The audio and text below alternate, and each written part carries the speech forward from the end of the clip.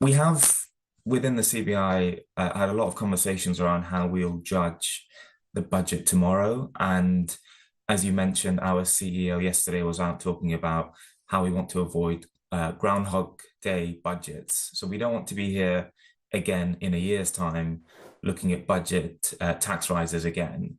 And we want to see, there are some clear asks that we have of government, and it's likely that we won't see all of them. But we have seen some announcements around some of the key asks that we had around additional planners, for example, to speed up infrastructure delivery. We expect to see announcements around tech adoption. And you've talked about some of the other sort of rumors that perhaps are less positive for business. But we have set our own sort of tests that we have of Rachel Reeves and the budget tomorrow, largely around what that does to the business tax burden, protecting capital spending and making sure that infrastructure is protected, given that that's one area that budgets typically and chancellors typically cut back on when spending is tight. We don't want to see any further broad business tax rises.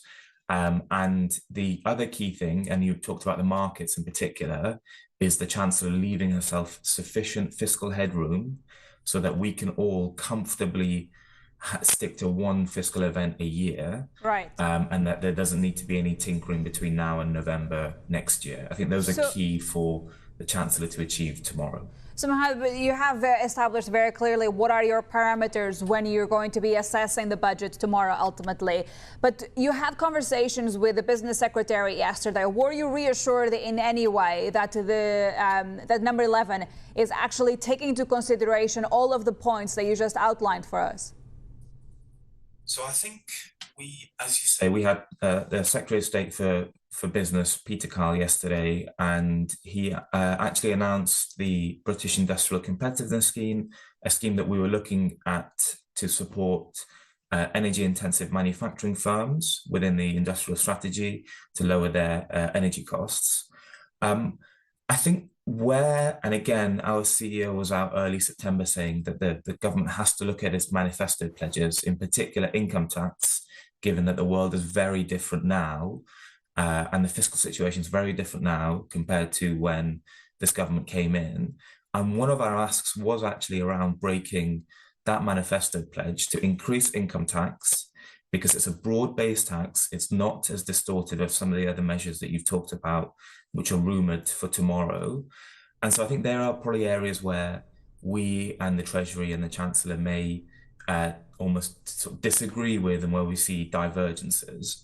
What we really wanted to avoid tomorrow is death by 1,000 tax increases. Right. And our concern is that may be what we see tomorrow, where a lot of small tax increases are levied against different sectors of the economy.